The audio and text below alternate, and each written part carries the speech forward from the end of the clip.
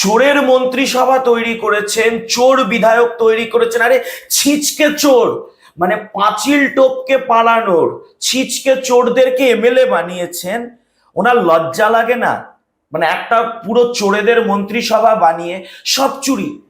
মানে মুখ্যমন্ত্রী এমন একটা সরকার চালাচ্ছে ভারতবর্ষে, স্বাধীনতার ৭৮-৭৯ বছর পর আমরা দেখতে পাচ্ছি যে একটা সরকারের ৪২টা দফতরের বিরুদ্ধে হাইকোর্ট সুপ্রিম কোর্টের নির্দেশে দুর্নীতির বিরুদ্ধে তদন্ত চলছে।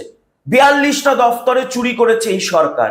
রেকর্ড, মানে ওয়ার্ল্ড রেকর্ডের কথা বলেন না, বিশ্ব রেকর্ডের কথা বলেন মুখ্যমন্ত্রী। চুরি দুর্নীতিতে বিশ্ব রেকর্ড করেছে এই রাজ্য সরকার। আজকে সুপ্রিম কোর্ট পর্যন্ত পর্যবেক্ষণে জানাচ্ছে যে আপনারা লক্ষ লক্ষ বাংলা বাঙালির ছেলে মেয়েদের জীবন ধ্বংস করেছেন।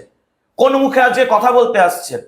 এই চোরেদের মন্ত্রিসভার যিনি মহানায়িকা, চোরেদের রানী মমতা বন্দ্যোপাধ্যায়, নিজে চাকরি চোর, নিজের এমএলএ নির্মল ঘোষের মতো এমএলএদের দিয়ে তার বাড়ির ছেলে মেয়ে, ছেলের বউদের জন্য চাকরি চুরি করিয়েছে।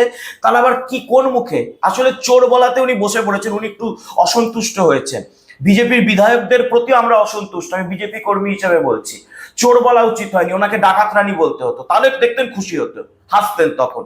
উনি চোর শুনে অসন্তুষ্ট হয়েছেন যে আমাকে শুধু চোর বললো, এতটা মানে ছোট মনে করলো। একটু ডাকাত বলতে পারতো। রঘু ডাকাত, কালু ডাকাতের পর আমি হতাম একমাত্র মমতা ডাকাত।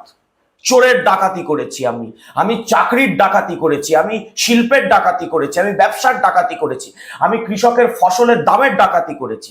ডাকাত।